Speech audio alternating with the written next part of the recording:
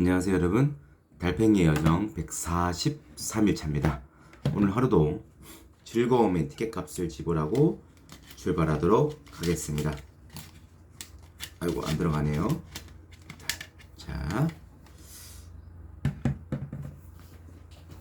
오늘은 이시영 박사님의 배짱으로 삽시다 에 나오는 얘기를 좀 드리려고 하는데요. 사실 이 부분은 제가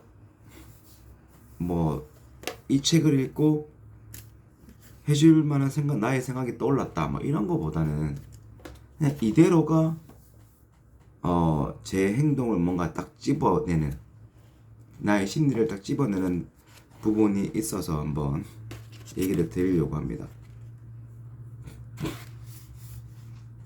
한번 들어보세요. 길을 갈 때 흔히 보는 일이지만 양손에 짐을 들고 가면서도 옆 사람에게 좀 도와달란 소리를 안 한다.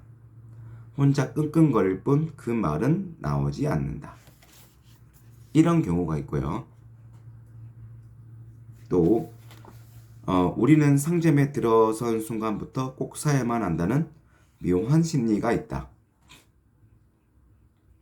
앉아 쉬던 점원이 나 때문에 일어서야 했고 반가이 인사까지 했으니 무슨 신세나 진 듯한 기분이 들기 시작한다. 거기다 값까지 묻고 나면 더 큰일이다. 여러분, 이런 얘기를 들으면 어떤 기분이 드세요? 저는 이거는 꼭 제 같다는 생각을 좀 했거든요. 뭔가 같이 짐을 옮기는데, 또는 짐을 옮겨야 될 게 있는데 그냥 내가 다 들고 말지, 힘이 좀 들지만 내가 다 들고 말지, 이런 생각이 들고, 또는 상점에 갔을 때 이런저런 옷들을 막 다 좀 이것도 입어보고 저것도 입어보고 사이즈별로 컬러별로 다 입어봤더니 마음에 들지 않는 거예요. 저한테 맞는 옷이 하나도 없는 거예요. 그런데 괜히 미안한 거죠. 이런저런 옷을 다 벌려놨으니 그거를 이제 전문에 다 치워야 되고, 이런 생각을 해서 미안하다 생각하는 거죠. 그래서 옷을 하나 더 사야 되나? 이런 생각을 합니다.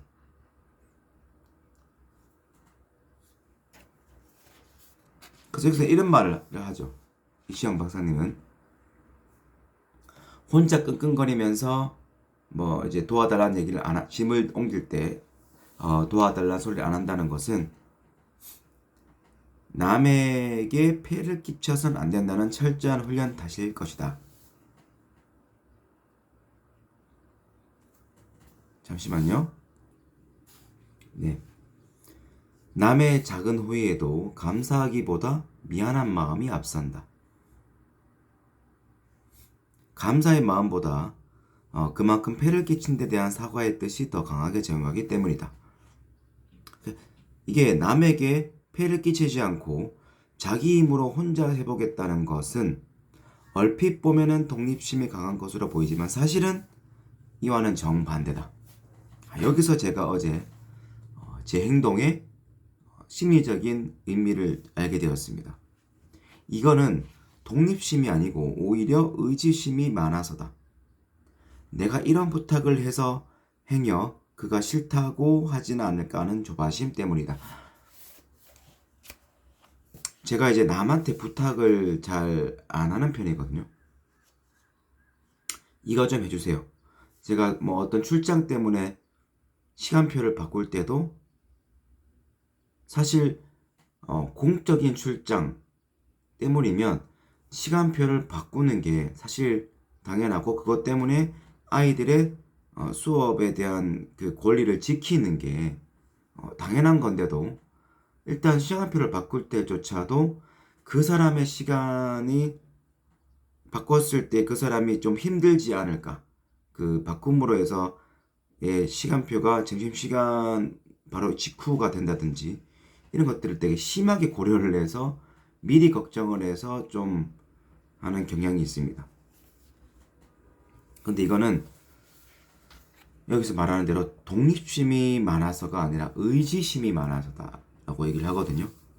이런 부탁을 해서 그 사람이 싫어하지 않을까라는 의지심이 많아서다 라고 얘기를 하고,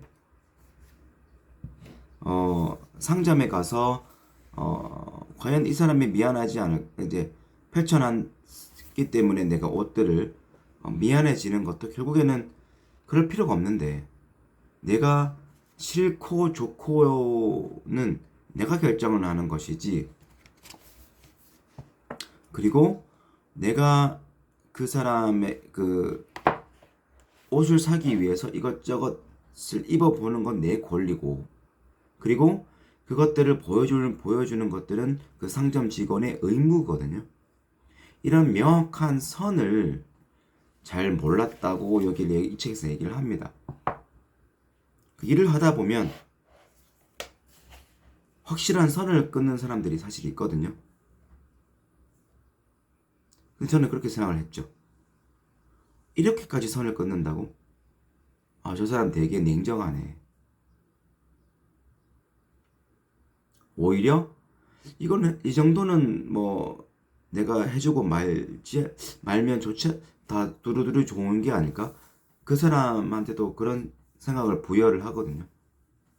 근데 따지고 보면 이 책에서 말하는데 잘 들어보면 너와 나의 의무, 직장 생활에서의 내가 이것까지 해줘야 되고 더 하는 것들은 사실 그 사람의 의무를 벗어난 그 명확한 선을 해주면 오히려 그런 직장에서의 일의 관계가 깔끔한데, 그렇지 않고 오히려 그 사람에게 이 정도까지 해주기를 바라는, 그리고 그걸 해주지 않으면 인정이 없네 마네 하는 생각을 저는 했던 것 같아요. 그래서 이거는 인정이 없고 있고의 문제가 절대 아니고, 우리가 평소에도 뭐 미안합니다를 달고 사는 사람이 저거든요. 근데 그럴 필요가 없는 거죠. 너와 나의 의무와 권리의 그 선이 명확해야 된다는 것을 확실히 느꼈고,